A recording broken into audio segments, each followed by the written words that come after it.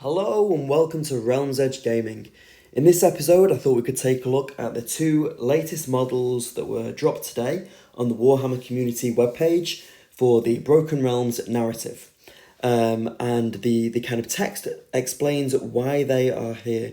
It's basically because when the Hag Queen Marathi ascended to godhood, the resulting surge of power gave rise to an altogether separate entity made from Slannesh's pure essence.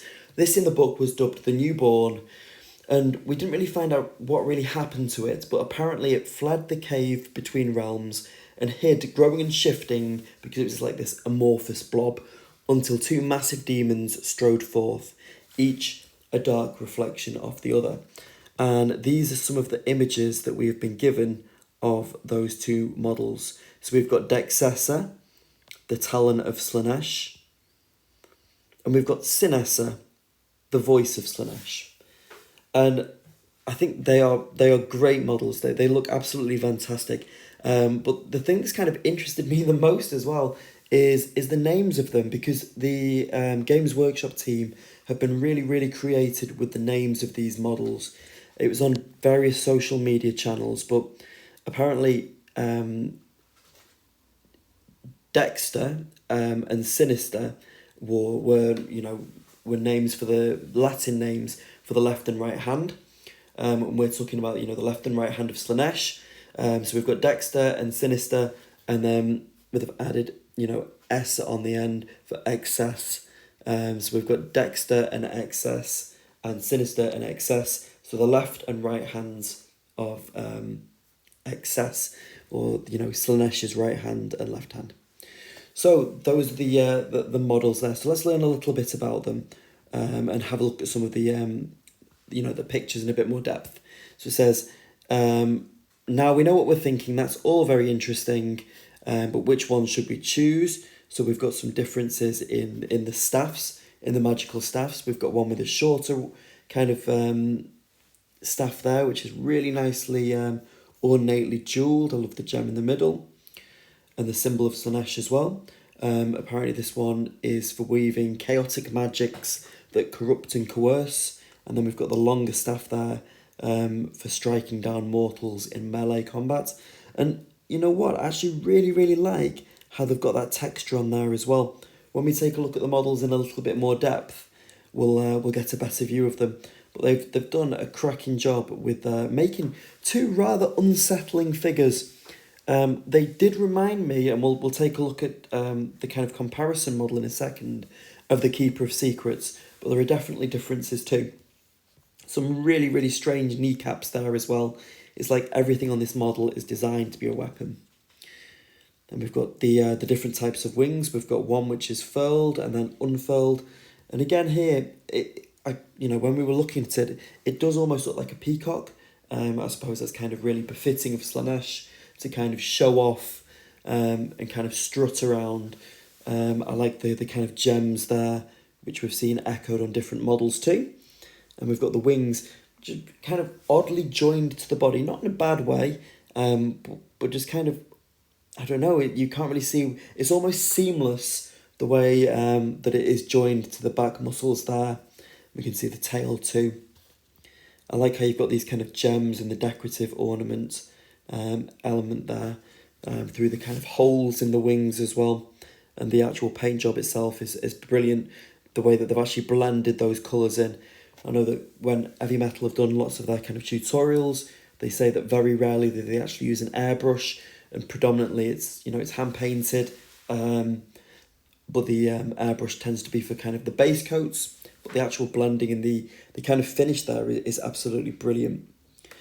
And the kind of model that I was looking at as almost as a comparison with before we said was the Keeper of Secrets.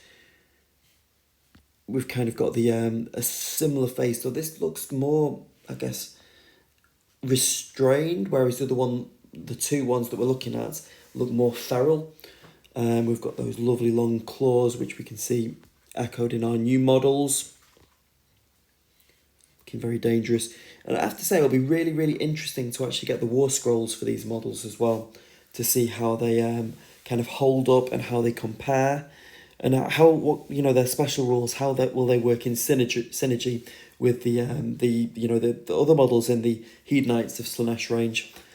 I'm looking forward to the next book in the Broken Realms to see how these two actually fit into the story, into the narrative, and what will happen with them as well. I know I have to be honest though, online there was quite a bit of discontent about how once again that there are new models, and we've only just had the Hedonites of Slannesh book. I guess similar to the Lumineth when their battle tome came out, and then they released a huge swathe of models as well.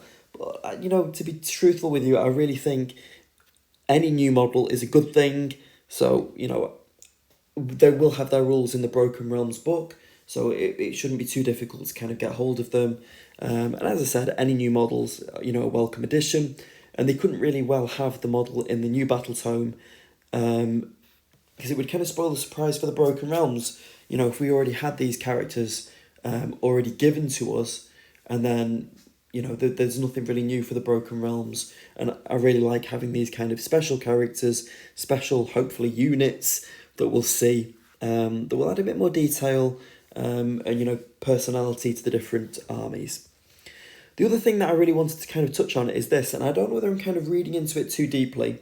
It's this image at the top. It basically goes on, the article just says that we'll have to wait and see, how they fit into the army, and what happens in the next battle tome for the Broken Realms, which is going to be Kragnos.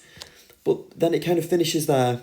It doesn't really kind of go into any more depth of what it's going to be about. So these are the two models, and the thing that I want to show you is the thing at the top.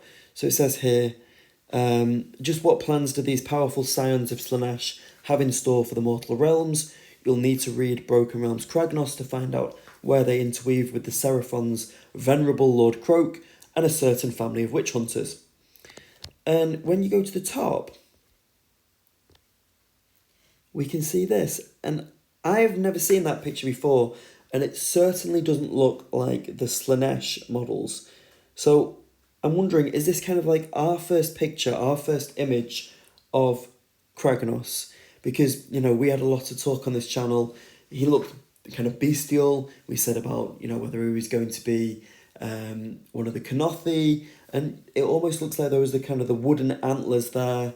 Looks almost like a kind of bear or dog-like nose, and the teeth look kind of broken and gnarled. I've never seen that kind of picture before, so I'm wondering if this is kind of like the first face viewpoint of Kragnos, but I'm not entirely sure. As always, I would love to get your opinion on this. If you could leave a like for the video, that would be brilliant. And if you've not already subscribed, if you could do so, that would be fantastic as well.